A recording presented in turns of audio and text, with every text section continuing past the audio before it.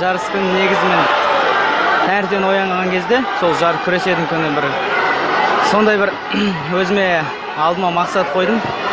Бүгін ең кем дегенде бір финалға шығу керек деген қазақтың намысын қорғап, оның алдында біз осында жарысқа келген кезде джудаист бала бар, Елдос Сметов чемпион болған естідім да, сол маған қатты негізі әсер берді сол баланың.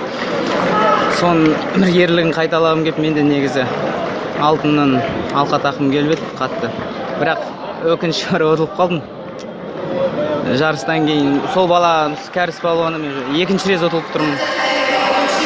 Бірақ кішкене енді ойланып қалдым сол күрестен кейін мен қатты түні бойы ойландым десем болады. Өйткені 6-да 8 мен қолымда тұрып, мен оған жіберіп қойдым да есемді. Қазір айтып отырсам, қазірдің өзінде мысалға ойландырып жіберетін нәрсе да. Келесі жолы енді ұтамын деп ойлаймын енді оны баланы. Жақсылап оған анализ жасап, бірақ жалғыз ұтамын деп емес. Негізі кілемде оған дұрыстап дайындалу керек та. Жалпы жасаған өзімнің анализім сол. Иранда мен оны ұтып тұрып, 8-де 9 есебімен бір ұпай ұтылып қалғам. Одан кейін мен жалпы негізі оның қандай әдіс тәсілдерін бәрін жаттап алдым. Омен осы күреске шығардың алдында мен оны тактика жағынан мен оны шаршатамын деп шыққан жоқ. Мен оны тек қана тактика жағынан ұтамын деп шықтым. Негізі 90% мен оны ұтамын деп шықтым. Бірақ қойған өкінішке орай бір қойған тактикамнан жіберіп қойдым да, екі аяққа жібермеу керек болған негізі. Амалсыздан солай болды енді. Күрестің ережесі өзгергені жалпы күреске жақсы деп ойлаймын мен. Өйткені баяғыда дейтін 2 минуттан мысалға әлсіз қарсыластар мысалға мықтыларды жеңіп кетуі болар еді, мысалы 0-0 қылып былай. Қазір таза еңбек кім мықты, сол жеңеді қазіргі ереже бойынша. Жалпы мен үшін де бұл ереже кішкене жақсырақ деп ойлаймын да. Мысалы күресте қазір осы ережемен кім мықты, сол ұтып жатыр деп жатырмын. Мен өзімнің салмағымда да мысалы балалар көп, өте мықты балалар көп болып кетті қазір.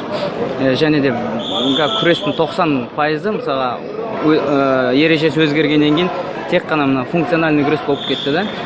Кім әлсіз, кім тез шаршайды, сол ұтылатын болды қазір.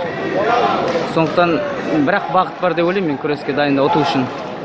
Тек қана мысалы функциональный жағынан мықты болу керек қазіргі ереже бойынша. Ерекшеліктері бар екеуінде. Азия чемпионаты бізде өзіміздің Қазақстанда өтті. Ол өзі бір бөлек орын алады. Өйткені Қазақстанда өз үйінде оған мысалы жақсы дайындықпен шығу керек. Бірақ Азия ойындары ол 4 жылда бір болады. Оған да өзінше бір бөлек ерекшелігі бар бұл жарыстың. Бірақ мен үшін бұл Азия ойындары қатты маңыздырақ етін. Осыдан бір 4 жыл бұрын мен әлі жас кезімде осы жарысқа қатыссам екен деп армандап едім. Мен сол арманыма жеттім, бірақ толықтай жете алмадым да алтынына. Ал мысалы Азия чемпионатының өзі мен тек қана өзім үшін ол жақсы жарыс деп ойлаймын да. Өзімнің ары қарай күресім үшін, өзімнің дәрежем үшін тек қана сол үшін ғана басты мақсат осы Азия ойындары етін негізі. Мен енді осы Азия чемпионатынан кейін бір демалыс алсам ба деп едім, бір демалу керек болды. Өйткені біз шын айтсақ қыстан бері әлі бір демалмадым. Осы жарысқа дейін бүткіл назарымды осы жарысқа қойдым да. Енді қазір бір демалып, ауырған жерлерін барлығын емдеп, орнына келгеннен кейін 2015 жыл басталады олимпиадалық цикл дейді ғой. Сол ең бірінші мақсат ол бізде Қазақстан чемпионаты, соған жақсылап дайындалу керек. Ал одан кейін тағы да бір турнирлар бар етін. Қарсыластарды айта кетсем, мен осыдан 1 жыл бұрын ирандық балуанға қалай айтса қатты ұтылып қалғам осы Хасан Рахимге. Сонымен тағы бір күресте